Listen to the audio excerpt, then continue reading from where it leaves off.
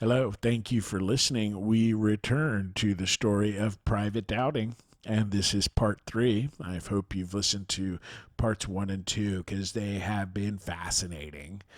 Open quote 18th March, 1917, 8 p.m.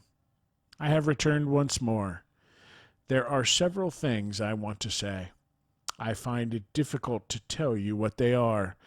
I will tell you why. I am a person who cannot pretend to teach or preach. I do not wish to do so. I am not sure enough of my own faith yet. I feel it is my duty to tell you something of what the angel and the messenger said, not because I understand or believe it all, but because they have been good to me. They have recognized my ignorance, have not scoffed at my unworthiness. I have not come to you to preach, to show the way to heavenly states. I do not know my way there, so how could I guide you? You are probably nearer heaven than I, though still on earth, because I pass on what has been told to me. Do not think I am a superior person.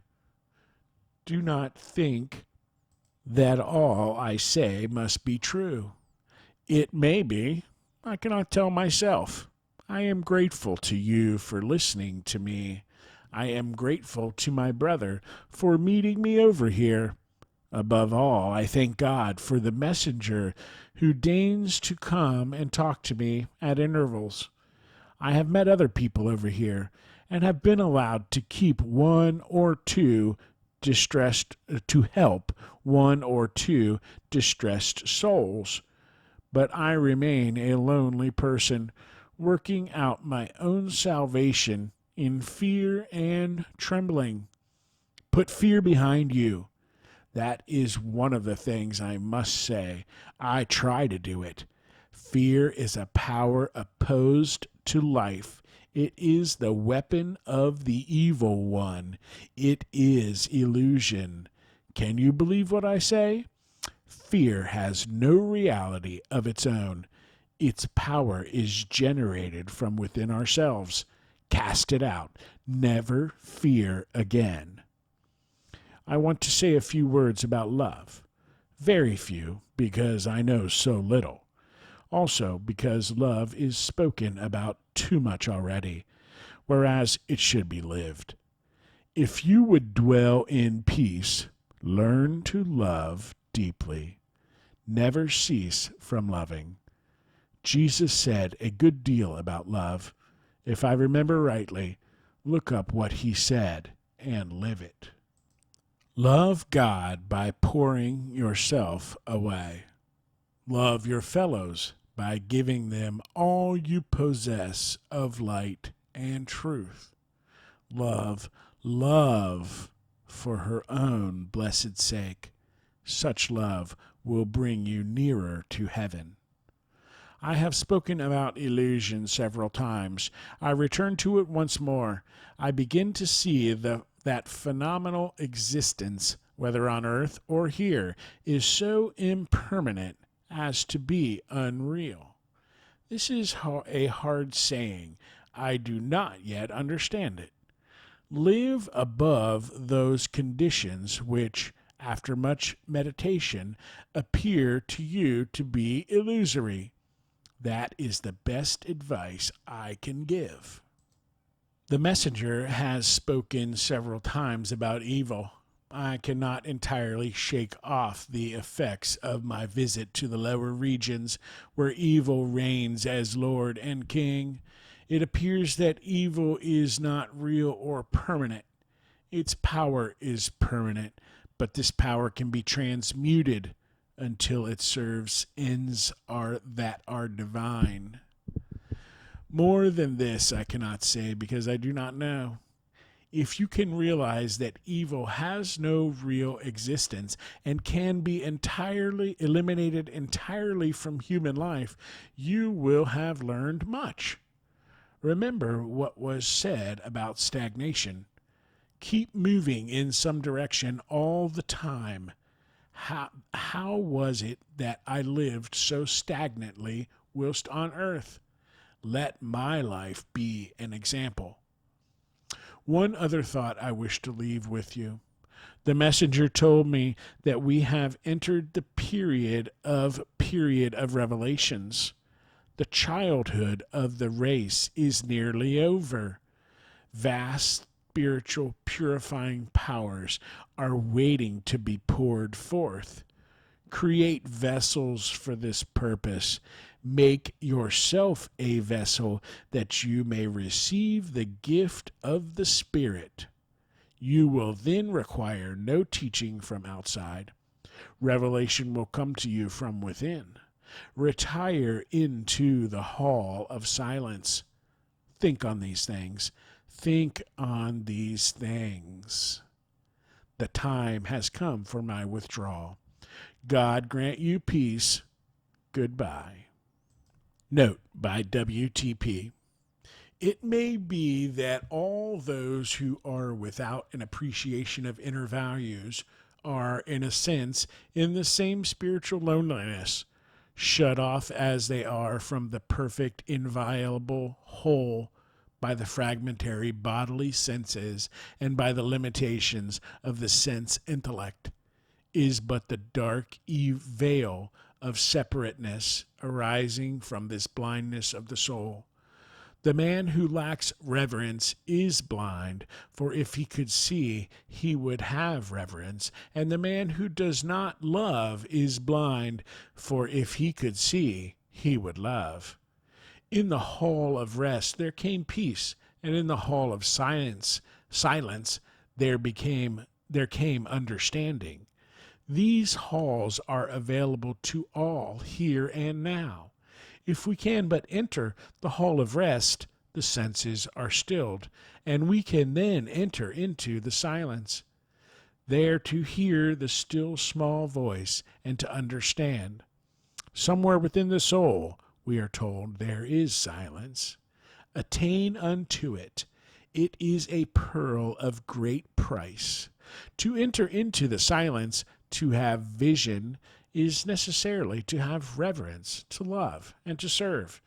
He urges us to control our affairs from within, to live widely, to pour ourselves away, not to live for self.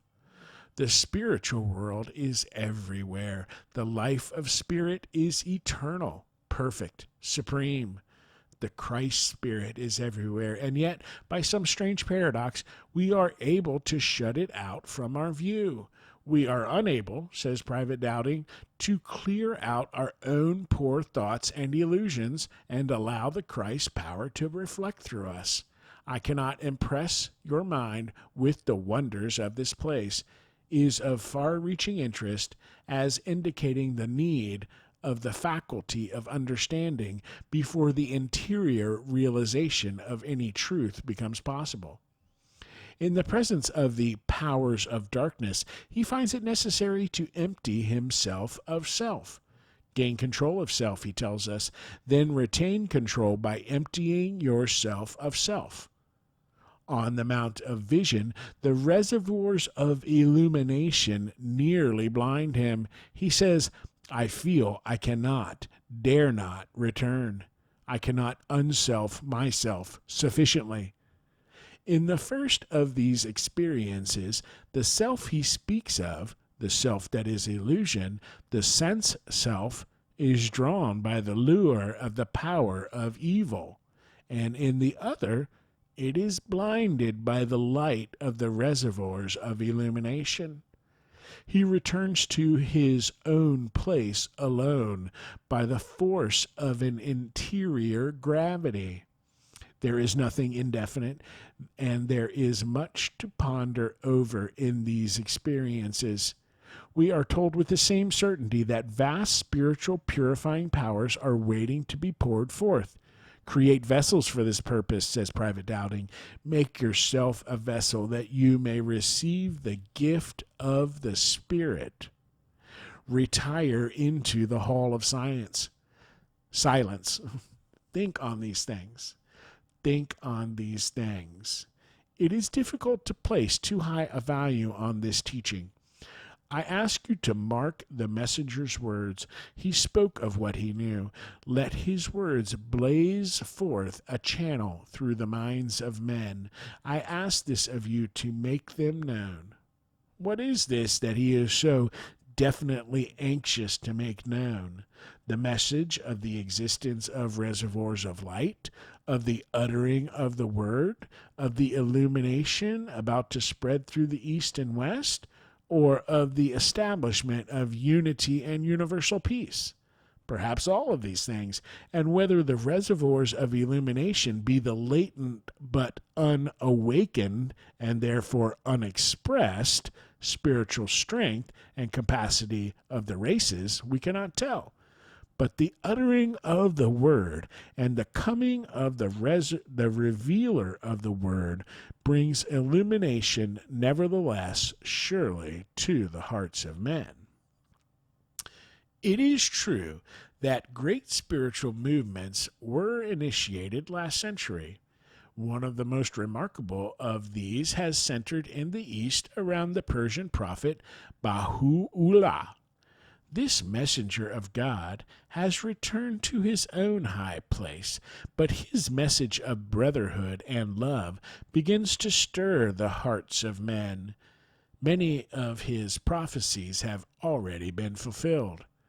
The ideals of unity and brotherhood for which he stood are spreading widely, despite the war.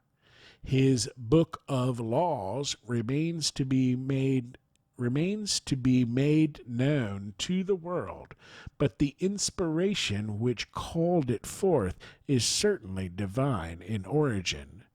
Baha'u'llah's son, the explainer of the message, whose name is Abdul Baha, servant of God, still dwells among men, controlling and directing the promulgation of a spiritual movement that seems likely to encircle the globe with the great ideal of unity. And in the West there is, among others, the wonderful spiritual movement known as Christian Science. It is perhaps the most remarkable religious revival initiated during last century in the Western world, and its growth and influence, particularly in America, is little short of marvelous. The messenger tells us that the light dawns within individuals first, and that its radiance spreads, that outwardly its influence will show itself in many great reforms, and that great lamps will shine forth in East and West. Again, I would say in Private Dowding's words, vast spiritual powers are waiting to be poured forth. Create vessels for this purpose. Make yourself a vessel that you may receive the gift of the Spirit. I would close by repeating what he says with reference to love, which, in my opinion, seals the whole experience with a stamp of truth. If you would dwell in peace, learn to love deeply. Never cease loving. Love God by pouring yourself away.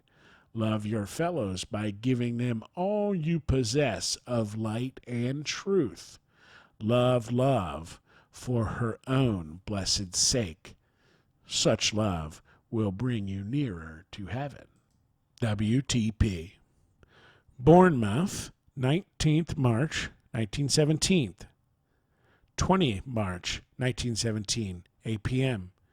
Not long after Private Dowding's farewell visit, it began to dawn upon me that as he could not return himself, he was trying to set up direct communication between the being whom he called the messenger and myself. I have therefore held myself receptive in the hopes of securing some further news of my friend, and I now set down the message that has reached me. I will reserve comment until later. Yes, I am the messenger and am speaking to you at your friend's special request. WTP. May I ask a few questions? Messenger. I am here to answer them. WTP. Do you really see brighter times ahead for the human race? Messenger. My son, you need have no fear. Your world is now plunged in grief and chaos. The hour is dark, the outlook strangely gloomy. We can see the light behind the thunder clouds. Improvement in world conditions is already taking place despite the war. Few kings will be left in Europe or, for that matter, anywhere. Russia will lead her people toward peace and joyful emancipation. The illumination of a new day will be reflected in the soul of the Slavonic race and will become apparent everywhere. In time to come, the dawn will break over Germany and the northern peoples, sweeping before it the cruel darkness of ignorance and despotism. Tribulation will be great. Revolutions must be expected, but nothing can withstand the light. Vast changes lie ahead. Were I to tell you of these miracles, you would not credit them. We see regeneration in Persia, transformation in India, uprisings in the Far East, and new discoveries, revolutionary events in the New World, North and South. But the light will grow. France rises again, purified, uplifted, and becomes the inspirer of the world in arts and sciences. Ireland comes into her own at last and becomes the cradle for great men and women. England joins hands with many nations in raising the standard of unity and fellowship among the peoples of the world. She will be called upon to make immense sacrifice, east and west, but she grows to a new greatness through her acts of renunciation. Democratic republics will rule the world with free and peaceful intercourse between nations. Peace does not yet come into her own, but the floodgates of God's love have been opened, and the divine power is for all nations. Fear not the breaking down of barriers everywhere. Make the path straight. The Lord of Lords is destined to make a divine progress, and the ways must be prepared. WTP. This is all very wonderful. How will this new spiritual radiance make itself manifest? Messenger. You are already witnessing its leavening power. The world is not in such darkness as it was even 5 years ago, and this despite the warring of the nations. The light dawns within individuals first, and then the radiance spreads. Outwardly, its influence will show itself, and many great reforms. In time, the very air will become purer. Climates will improve. Disasters caused by earthquakes, sea and air will slowly diminish, but there will be cataclysms first. Conflicts between religions will cease. The bitterness of sect will die away. Women will hold equal rights with men. Great women, inspirers of the race, will rise up in East and West. Disease, physical, mental, political, social, will gradually disappear. This must sound incredible to you. Remember that a spiritual remedy is becoming available for human sins and discords. It will veritably prove the elixir of the new age and will be within the reach of all mankind. The Christ Spirit will dwell among men with healing in its wings. WTP. Why do you tell me this? Messenger. Eyes must be opened, ears must be attuned to the message of the coming day. Knowledge of the joy and peace that lie ahead will help you through these days of sore distress. By a consecrated act of faith, bring understanding and wholeness into your own life and the lives of those around you. WTP. Will the barriers between this world and the next be broken down? Messenger. The veils are already thinning. As the race becomes regenerated from within, all need for barriers will disappear, and death will lose its awful sting. The piercing of the veils must come about through spiritual and natural processes of mind and heart, and not through the employment of magic, ritual, or trance.